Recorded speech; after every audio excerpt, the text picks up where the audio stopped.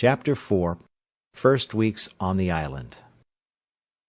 When I waked it was broad day, the weather clear, and the storm abated, so that the sea did not rage and swell as before. But that which surprised me most was, that the ship was lifted off in the night from the sand where she lay by the swelling of the tide, and was driven up almost as far as the rock which I at first mentioned, where I had been so bruised by the wave dashing me against it. This being within about a mile from the shore where I was, and the ship seeming to stand upright still, I wished myself on board, that at least I might save some necessary things for my use. When I came down from my apartment in the tree, I looked about me again, and the first thing I found was the boat, which lay, as the wind and the sea had tossed her up, upon the land, about 2 miles on my right hand. I walked as far as I could upon the shore to have got to her, but found a neck or inlet of water between me and the boat, which was about half a mile broad. So I came back for the present, being more intent upon getting at the ship, where I hoped to find something for my present subsistence. A little after noon I found the sea very calm, and the tide ebbed so far out that I could come within 1/4 of a mile of the ship. And here I found a fresh renewing of my grief, for I saw evidently that if we had kept on board, we had been all safe. That is to say, we had all got safe on shore, and I had not been so miserable as to be left entirely destitute of all comfort and company, as I now was.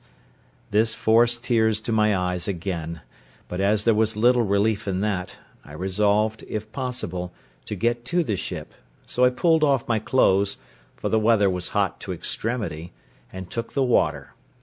But when I came to the ship my difficulty was still greater to know how to get on board, for, as she lay aground, and high out of the water, there was nothing within my reach to lay hold of. I swam round her twice, and the second time I spied a small piece of rope, which I wondered I did not see at first, hung down by the forechains so low, as that with great difficulty I got hold of it, and by the help of that rope I got up into the forecastle of the ship. Here I found that the ship was bulged, and had a great deal of water in her hold, but that she lay so on the side of a bank of hard sand, or rather earth, that her stern lay lifted up upon the bank, and her head low, almost to the water.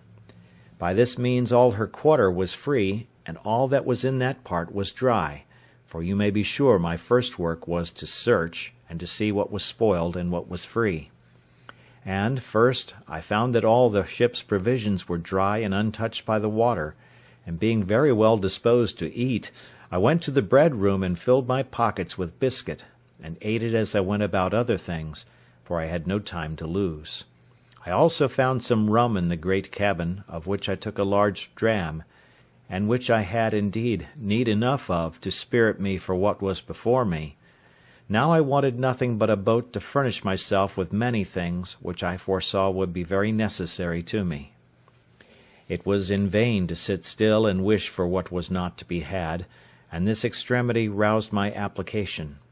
We had several spare yards, and 2 or 3 large spars of wood, and a spare topmast or 2 in the ship. I resolved to fall to work with these, and I flung as many of them overboard as I could manage for their weight, tying every one with a rope, that they might not drive away.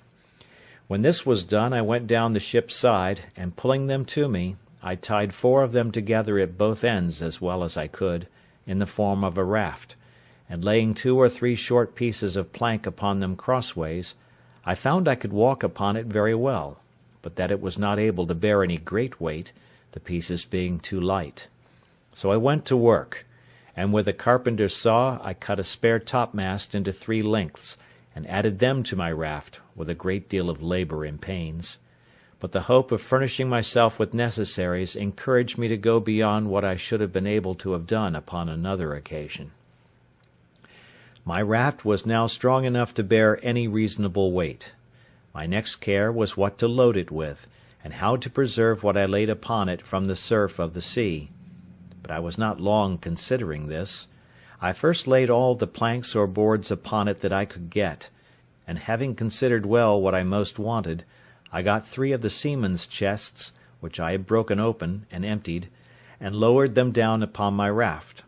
The first of these I filled with provisions, such as bread, rice, 3 Dutch cheeses, 5 pieces of dry goat's flesh, which we lived much upon, and a little remainder of European corn, which had been laid by for some fowls which we brought to sea with us, but the fowls were killed.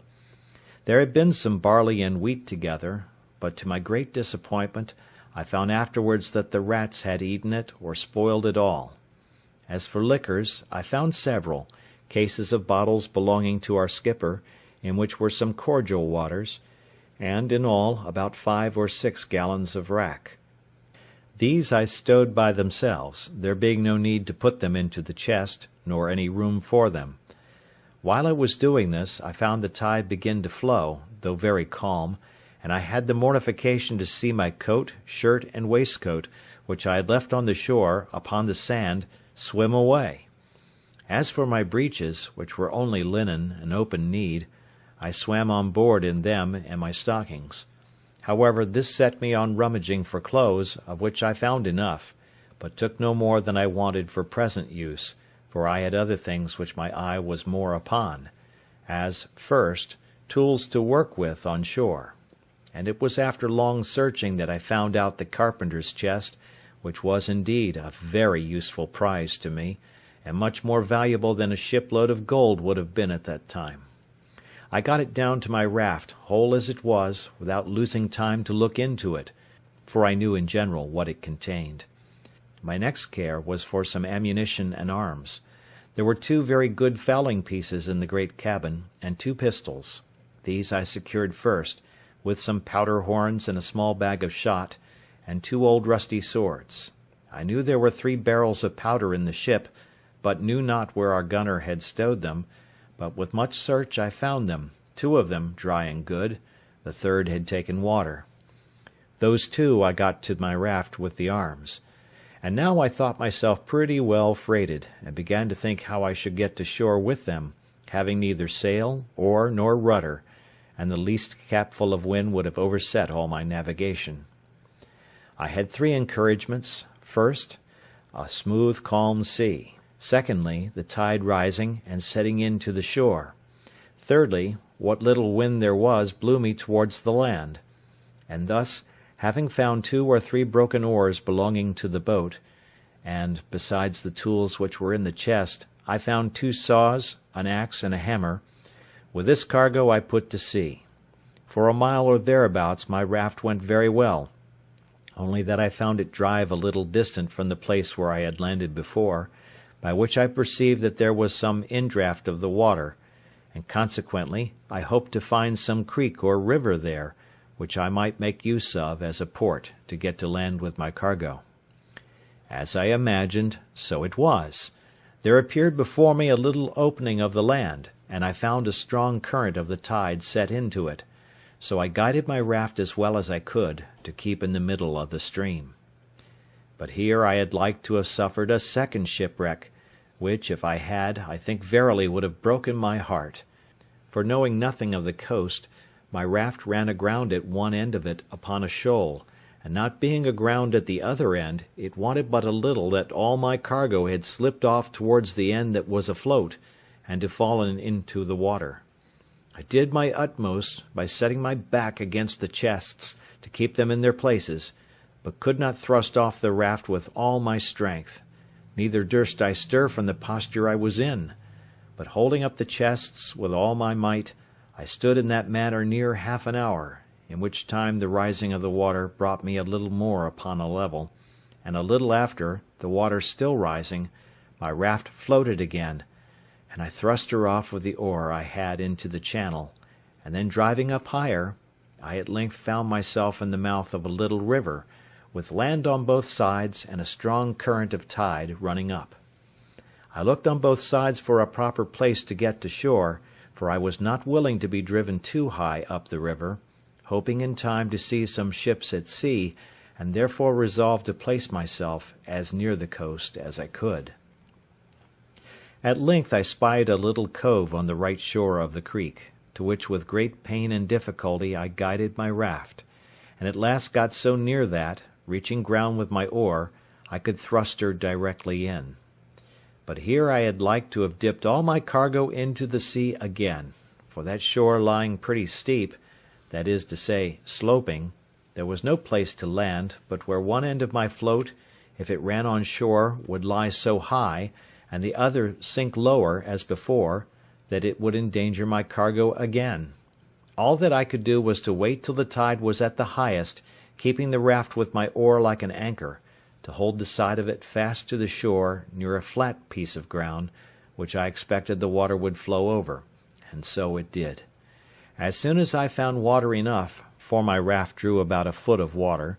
I thrust her upon that flat piece of ground, and there fastened or moored her, by sticking my 2 broken oars into the ground, one on one side near one end, and one on the other side near the other end, and thus I lay till the water ebbed away, and left my raft and all my cargo safe on shore. My next work was to view the country, and seek a proper place for my habitation, and where to stow my goods to secure them from whatever might happen.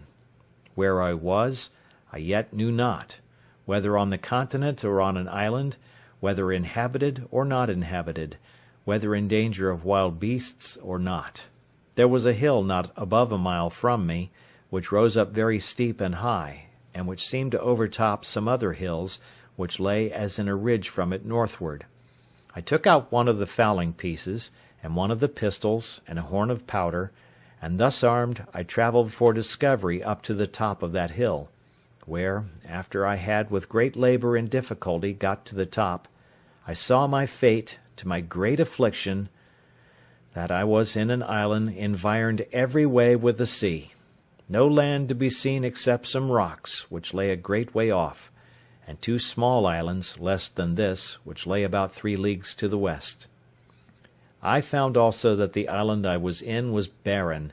and, as I saw good reason to believe, uninhabited except by wild beasts, of whom, however, I saw none. Yet I saw abundance of fowls, but knew not their kinds, neither when I killed them could I tell what was fit for food, and what not. At my coming back, I shot at a great bird which I saw sitting upon a tree on the side of a great wood. I believe it was the first gun that had been fired there since the creation of the world. I had no sooner fired, than from all parts of the wood there arose an innumerable number of fowls, of many sorts, making a confused screaming and crying, and every one according to his usual note, but not one of them of any kind that I knew. As for the creature I killed, I took it to be a kind of hawk, its colour and beak resembling it, but it had no talons or claws more than common. Its flesh was carrion, and fit for nothing.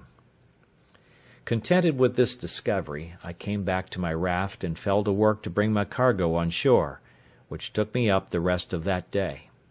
What to do with myself at night, I knew not, nor indeed where to rest, for I was afraid to lie down on the ground, not knowing but some wild beast might devour me, though, as I afterwards found, there was really no need for those fears. However, as well as I could, I barricaded myself round with the chest and boards that I had brought on shore, and made a kind of hut for that night's lodging. As for food, I yet saw not which way to supply myself, except that I had seen 2 or 3 creatures like hares run out of the wood where I shot the fowl. I now began to consider that I might yet get a great many things out of the ship which would be useful to me, and particularly some of the rigging and sails, and such other things as might come to land, and I resolved to make another voyage on board the vessel, if possible. And as I knew that the first storm that blew must necessarily break her all in pieces, I resolved to set all other things apart till I had got everything out of the ship that I could get. Then I called a council, that is to say, in my thoughts, whether I should take back the raft, but this appeared impracticable, so I resolved to go as before, when the tide was down, and I did so, only that I stripped before I went from my hut, having nothing on but my checkered shirt, a pair of linen drawers, and a pair of pumps on my feet. I got on board the ship as before, and prepared a second raft, and having had experience of the first, I neither made this so unwieldy, nor loaded it so hard, but yet I brought away several things very useful to me, As first, in the carpenter's stores, I found 2 or 3 bags full of nails and spikes, a great screw-jack, a dozen or 2 of hatchets, and above all that most useful thing called a grindstone. All these I secured, together with several things belonging to the gunner, particularly 2 or 3 iron crows, and 2 barrels of musket bullets, 7 muskets, another fowling piece, with some small quantity of powder more, a large bagful of small shot, and a great roll of sheet lead, but this last was so heavy I could not hoist it up to get it over the ship's side. Besides these things, I took all the men's clothes that I could find, and a spare foretopsail, a hammock, and some bedding, and with this I loaded my second raft, and brought them all safe on shore, to my very great comfort. I was under no apprehension, during my absence from the land, that at least my provisions might be devoured on shore, but when I came back I found no sign of any visitor, only there sat a creature like a wild cat upon one of the chests, which, when I came towards it, ran away a little distance, and then stood still. She sat very composed and unconcerned, and looked full in my face, as if she had a mind to be acquainted with me. I presented my gun at her, but as she did not understand it, she was perfectly unconcerned at it, nor did she offer to stir away, upon which I tossed her a bit of biscuit, though, by the way, I was not very free of it, for my store was not great. However, I spared her a bit, I say, and she went to it, smelled at it, and ate it, and looked as if pleased for more. But I thanked her, and could spare no more, so she marched off. Having got my second cargo on shore, though I was fain to open the barrels of powder and bring them by parcels, for they were too heavy, being large casks, I went to work to make me a little tent with a sail, and some poles which I cut for that purpose,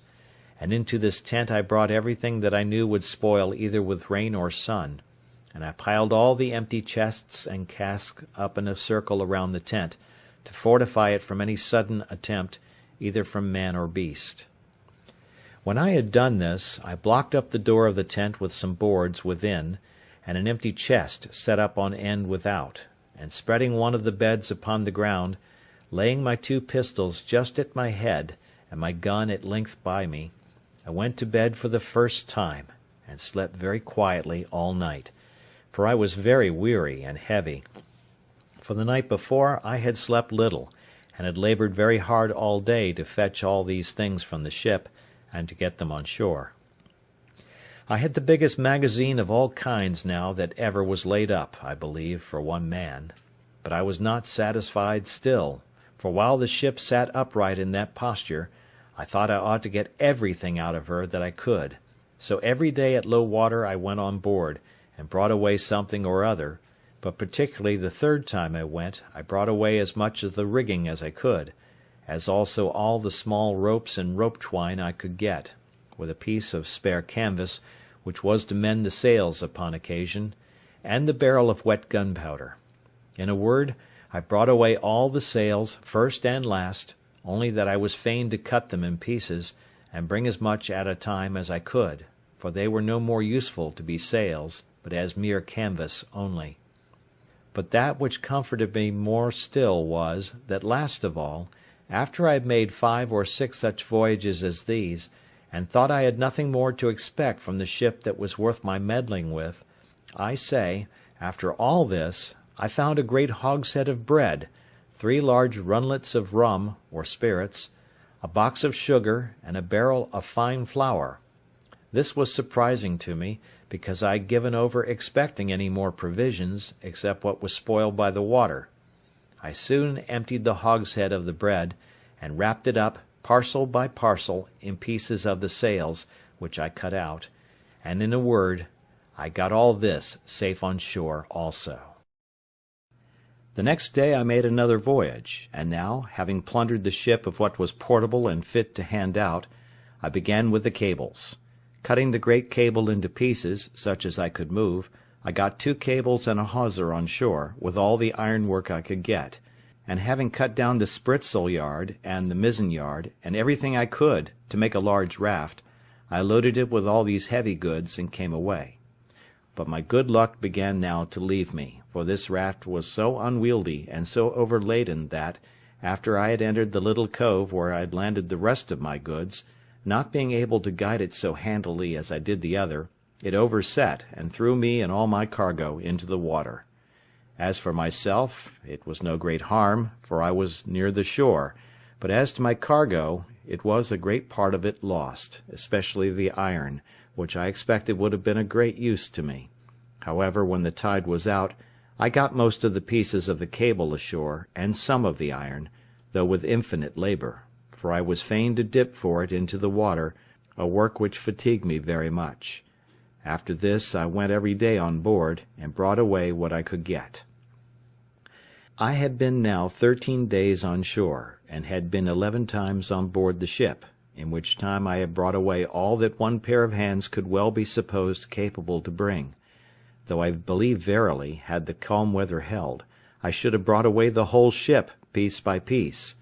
But preparing the 12th time to go on board, I found the wind began to rise. However, at low water I went on board, and though I thought I had rummaged the cabin so effectually that nothing more could be found, yet I discovered a locker with drawers in it, in one of which I found 2 or 3 razors, and 1 pair of large scissors, with some 10 or a dozen of good knives and forks. In another I found about 36 pounds value in money, some European coin, some Brazil, some pieces of 8, some gold, and some silver. I smiled to myself at the sight of this money. "O drug," said I aloud, "what art thou good for? Thou art not worth to me, no, not the taking off the ground. One of those knives is worth all this heap. I have no manner of use for thee. E'en remain where thou art, and go to the bottom as a creature whose life is not worth saving." However, upon second thoughts, I took it away, and wrapping all this in a piece of canvas, I began to think of making another raft, but while I was preparing this, I found the sky overcast, and the wind began to rise, and in a quarter of an hour it blew a fresh gale from the shore. It presently occurred to me that it was in vain to pretend to make a raft with the wind offshore, and that it was my business to be gone before the tide of flood began, otherwise I might not be able to reach the shore at all. Accordingly I let myself down into the water, and swam across the channel, which lay between the ship and the sands, and even that with difficulty enough, partly with the weight of the things I had about me, and partly the roughness of the water, for the wind rose very hastily, and before it was quite high water it blew a storm. But I had got home to my little tent, where I lay, with all my wealth about me, very secure. It blew very hard all night, and in the morning, when I looked out, behold, no more ship was to be seen. I was a little surprised, but recovered myself with the satisfactory reflection that I had lost no time, nor abated any diligence to get everything out of her that could be useful to me, and that, indeed, there was little left in her that I was able to bring away, if I had had more time. I now gave over any more thoughts of the ship, or of anything out of her, except what might drive on shore from her wreck, as indeed divers pieces of her afterwards did, but those things were of small use to me. My thoughts were now wholly employed about securing myself against either savages, if any should appear, or wild beasts, if any were in the island, and I had many thoughts of the method how to do this, and what kind of dwelling to make, whether I should make me a cave in the earth, or a tent upon the earth, and, in short, I resolved upon both, the manner and description of which it may not be improper to give an account of. I soon found the place I was in was not fit for my settlement, because it was upon a low moorish ground near the sea, and I believed it would not be wholesome, and more particularly because there was no fresh water near it. So I resolved to find a more healthy and more convenient spot of ground. I consulted several things in my situation, which I found would be proper for me. First, health and fresh water, I just now mentioned. Secondly, shelter from the heat of the sun. Thirdly, security from ravenous creatures, whether man or beast. Fourthly, a view to the sea, that if God sent any ship in sight, I might not lose any advantage for my deliverance, of which I was not willing to banish all my expectation yet.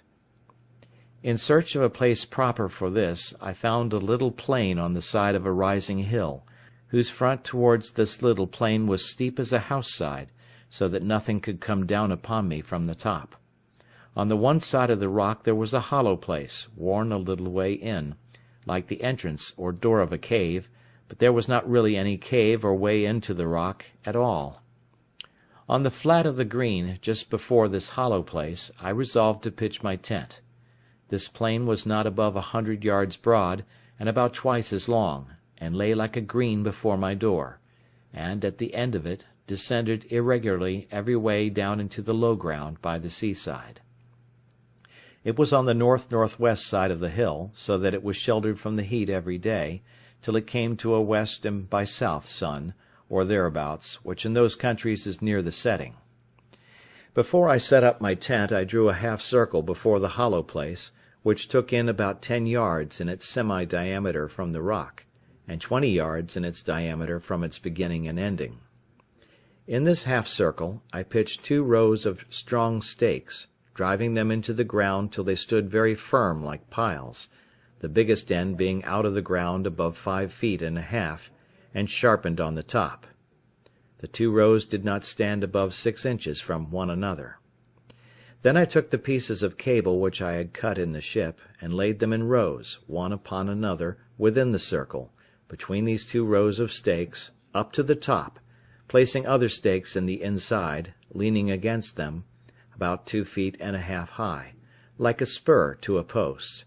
and this fence was so strong that neither man nor beast could get into it or over it. This cost me a great deal of time and labour, especially to cut the piles in the woods, bring them to the place, and drive them into the earth. The entrance into this place I made to be, not by a door, but by a short ladder to go over the top, which ladder, when I was in, I lifted over after me, and so I was completely fenced in and fortified, as I thought, from all the world, and consequently slept secure in the night, which otherwise I could not have done,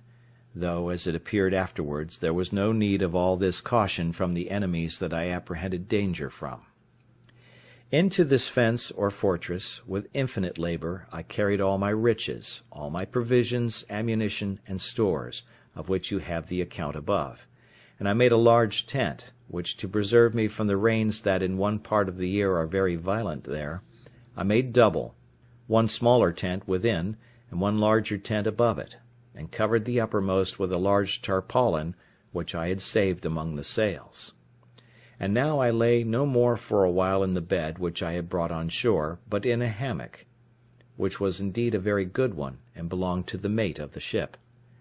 Into this tent I brought all my provisions, and everything that would spoil by the wet, and having thus enclosed all my goods, I made up the entrance, which till now I had left open, and so passed and repassed, as I said, by a short ladder.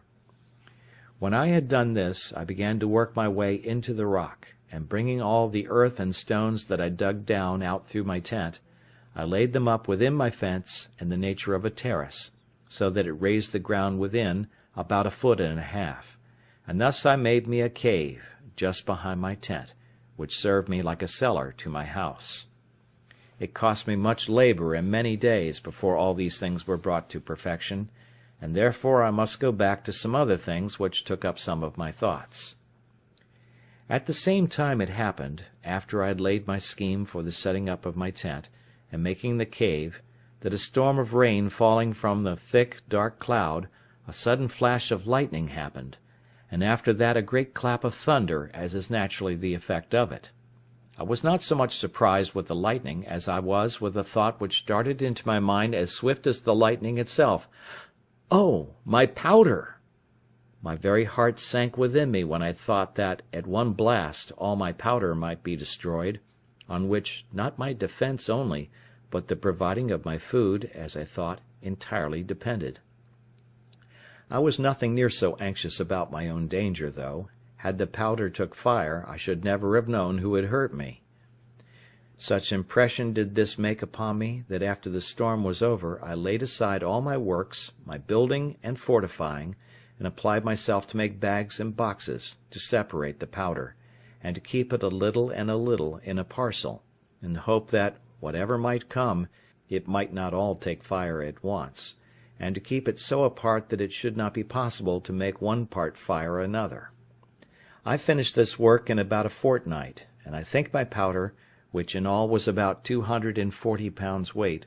was divided in not less than 100 parcels. As to the barrel that had been wet, I did not apprehend any danger from that, so I placed it in my new cave, which, in my fancy, I called my kitchen, and the rest I hid up and down in holes among the rocks, so that no wet might come to it, marking very carefully where I laid it. In the interval of time while this was doing, I went out once at least every day with my gun, as well to divert myself as to see if I could kill anything fit for food, and as near as I could to acquaint myself with what the island produced. The first time I went out, I presently discovered that there were goats in the island, which was a great satisfaction to me. But then it was attended with this misfortune to me, that is, that they were so shy, so subtle, and so swift of foot, that it was even the most difficult thing in the world to come at them. But I was not discouraged at this, not doubting but I might now and then shoot one, as it soon happened, for after I had found their haunts a little, I laid wait in this manner for them. I observed if they saw me in the valleys, though they were upon the rocks, they would run away, as in a terrible fright. But if they were feeding in the valleys, and I was upon the rocks, they took no notice of me, from whence I concluded that, by the position of their optics, their sight was so directed downward that they did not readily see objects that were above them. So afterwards I took this method. I always climbed the rocks first, to get above them, and then had frequently a fair mark. The first shot I made among these creatures I killed a she-goat, which had a little kid by her, which she gave suck to, which grieved me heartily, for when the old one fell, the kid stood stock-still by her, till I came and took her up, and not only so, but when I carried the old one with me, upon my shoulders, the kid followed me quite to my enclosure, upon which I laid down the dam, and took the kid in my arms, and carried it over my pail, in hopes to have bred it up tame, but it would not eat, so I was forced to kill it, and eat it myself. These two supplied me with flesh a great while, for I ate sparingly, and saved my provisions, my bread especially, as much as possibly I could. Having now fixed my habitation, I found it absolutely necessary to provide a place to make a fire in, and fuel to burn, and what I did for that, and also how I enlarged my cave, and what conveniences I made, I shall give a full account of in its place. But I must now give some little account of myself, and of my thoughts about living, which, it may well be supposed, were not a few. I had a dismal prospect of my condition, for as I was not cast away upon that island without being driven, as is said, by a violent storm, quite out of the course of our intended voyage, and a great way, perhaps some hundreds of leagues, out of the ordinary course of the trade of mankind, I had great reason to consider it as a determination of heaven, that in this desolate place, and in this desolate manner, I should end my life. The tears would run plentifully down my face when I made these reflections, and sometimes I would expostulate with myself why Providence should thus completely ruin his creatures, and render them so absolutely miserable, so without help, abandoned, so entirely depressed, that it could hardly be rational to be thankful for such a life. But something always returned swift upon me to check these thoughts, and to reprove me, and particularly one day, walking with my gun in my hand by the seaside, I was very pensive upon the subject of my present condition, when reason, as it were, expostulated with me the other way, thus: "Well, you are in a desolate condition, it is true, but pray remember, where are the rest of you? Did not you come, 11 of you, in the boat? Where are the 10? Why were they not saved, and you lost? Why were you singled out? Is it better to be here or there?" And then I pointed to the sea. All evils are to be considered with the good that is in them, and with what worse attends them. Then it occurred to me again, how well I was furnished for my subsistence, and what would well have been my case if it had not happened, which was 100,000 to 1, that the ship floated from the place where she first struck, and was driven so near the shore that I had time to get all these things out of her. What would have been my case if I had been forced to have lived in the condition in which I at first came on shore, without necessaries of life, or necessaries to supply and procure them? Particularly, said I aloud, though to myself, what should I have done without a gun, without ammunition, without any tools to make anything, or to work with, without clothes, bedding, a tent, or any manner of covering? And that now I had all these to sufficient quantity, and was in a fair way to provide myself in such a manner as to live without my gun, when my ammunition was spent, so that I had a tolerable view of subsisting, without any want, as long as I lived, for I considered from the beginning how I would provide for the accidents that might happen, and for the time that was to come, even not only after my ammunition should be spent, but even after my health and strength should decay. I confess I had not entertained any notion of my ammunition being destroyed at one blast. I mean my powder being blown up by lightning, and this made the thoughts of it so surprising to me when it lightened and thundered, as I observed just now. And now being about to enter into a melancholy relation of a scene of silent life, such, perhaps, as was never heard of in the world before, I shall take it from its beginning, and continue it in its order.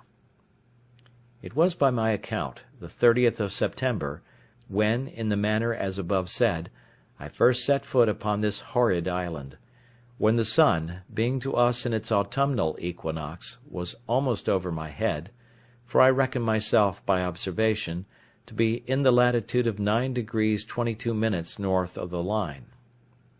After I had been there about 10 or 12 days, it came into my thoughts that I should lose my reckoning of time for want of books, and pen and ink, and should even forget the Sabbath days. But to prevent this, I cut with my knife upon a large post, in capital letters, and making it into a great cross, I set it up on the shore where I first landed. I came on shore here on the 30th September, 1659. Upon the sides of this square post I cut every day a notch with my knife, and every 7th notch was as long again as the rest, and every first day of the month as long again as that long one, and thus I kept my calendar, or weekly, monthly, and yearly reckoning of time. In the next place, we are to observe that among the many things which I brought out of the ship, in the several voyages which, as above mentioned, I made to it, I got several things of less value, but not at all less useful to me, which I omitted setting down before, as in particular, pens, ink, and paper, several parcels in the captain's, mate's, gunner's, and carpenter's keeping, 3 or 4 compasses, some mathematical instruments, dials, perspectives, charts, and books of navigation, all which I huddled together, whether I might want them or no. Also I found 3 very good Bibles, which came to me in my cargo from England, and which I had packed up among my things. Some Portuguese books also, and among them 2 or 3 Popish prayer books, and several other books, all of which I carefully secured. And I must not forget that we had in the ship a dog and 2 cats, of whose eminent history I may have occasion to say something in its place, for I carried both the cats with me, and as for the dog, he jumped out of the ship of himself, and swam on shore to me the day after I went on shore with my first cargo, and was a trusty servant to me many years. I wanted nothing that he could fetch me, nor any company that he could make up to me. I only wanted to have him talk to me, but that would not do. As I observed before, I found pens, ink, and paper, and I husbanded them to the utmost, and I shall show that while my ink lasted, I kept things very exact, but after that was gone I could not, for I could not make any ink by any means that I could devise. And this put me in mind that I wanted many things notwithstanding all that I had amassed together, and of these ink was one, as also a spade, pickaxe, and shovel, to dig or remove the earth, needles, pins, and thread. As for linen, I soon learned to want that without much difficulty. This want of tools made every work I did go on heavily, and it was near a whole year before I had entirely finished my little pail, or surrounded my habitation. The piles, or stakes, which were as heavy as I could well lift, were a long time in cutting and preparing in the woods,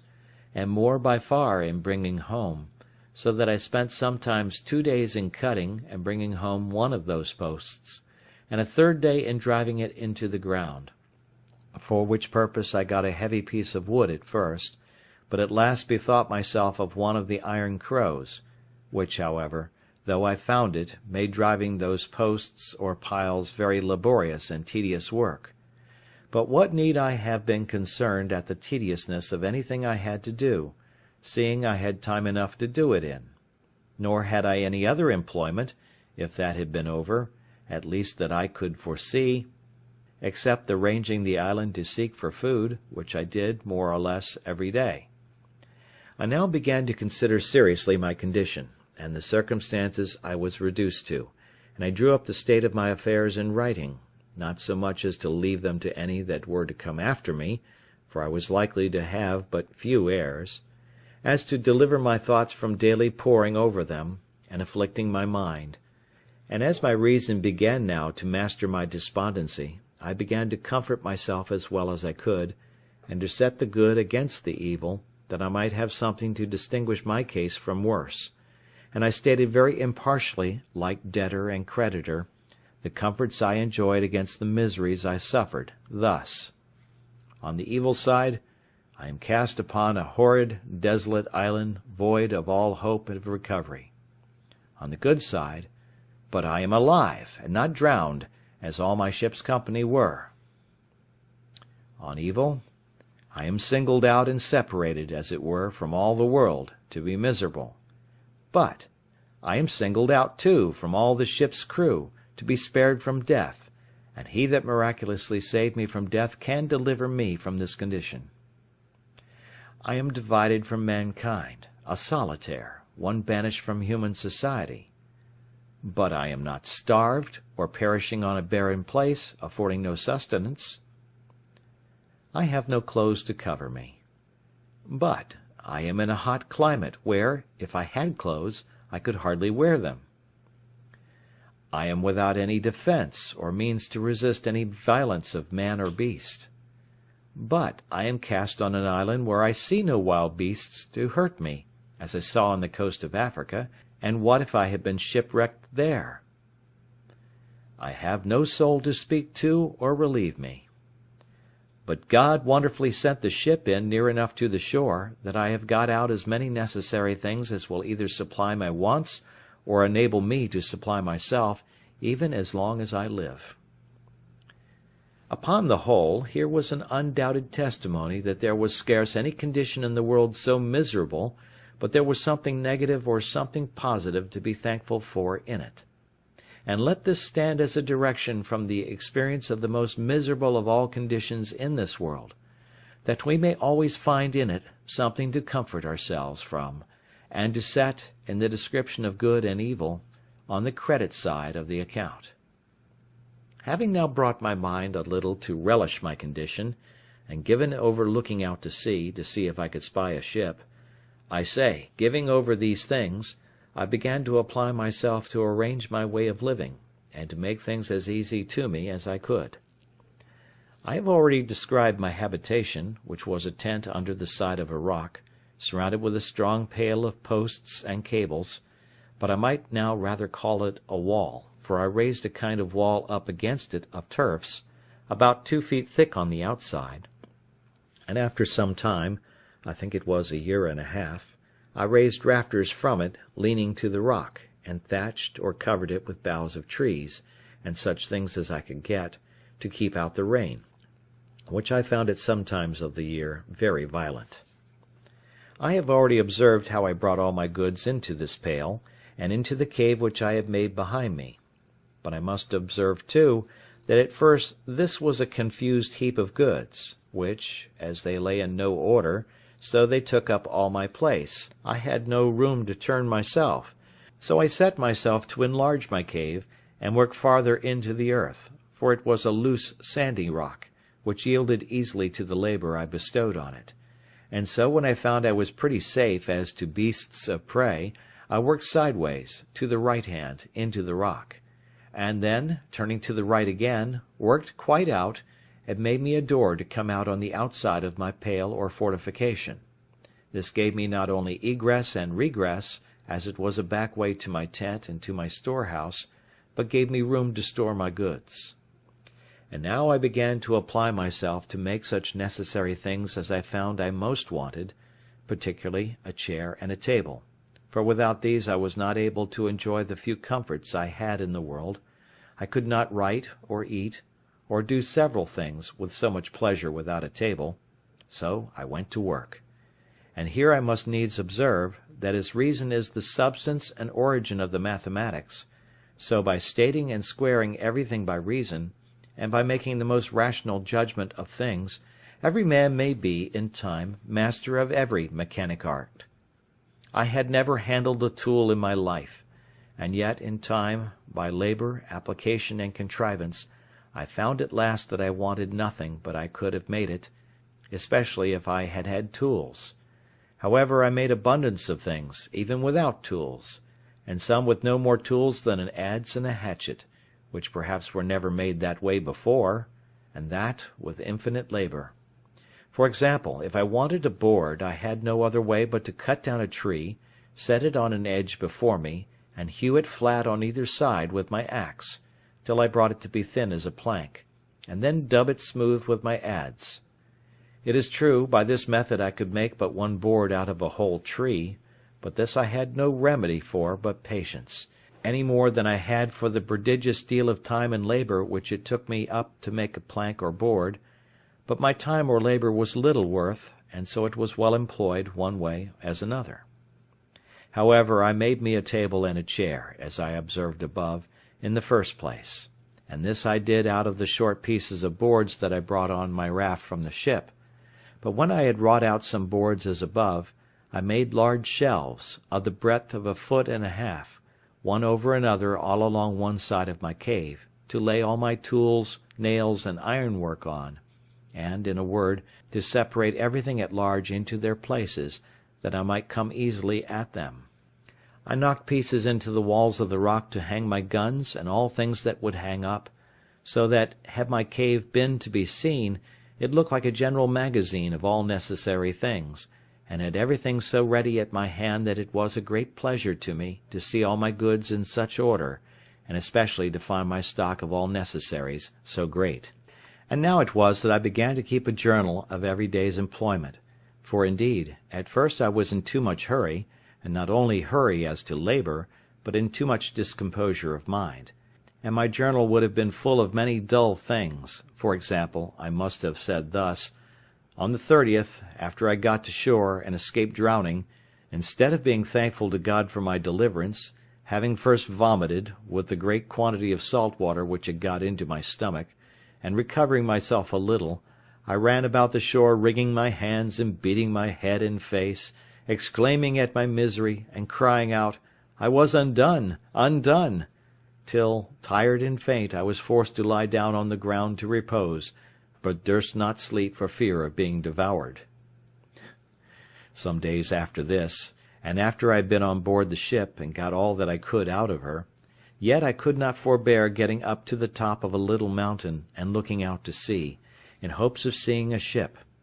Then fancy at a vast distance I spied a sail, pleased myself with the hope of it, and then after looking steadily, till I was almost blind, lose it quite, and sit down and weep like a child, and thus increase my misery by my folly. But having gotten over these things in some measure, and having settled my household staff and habitation, made me a table and a chair, and all as handsome about me as I could, I began to keep my journal, of which I shall here give you the copy, though in it will be told all these particulars over again, as long as it lasted, for having no more ink, I was forced to leave it off.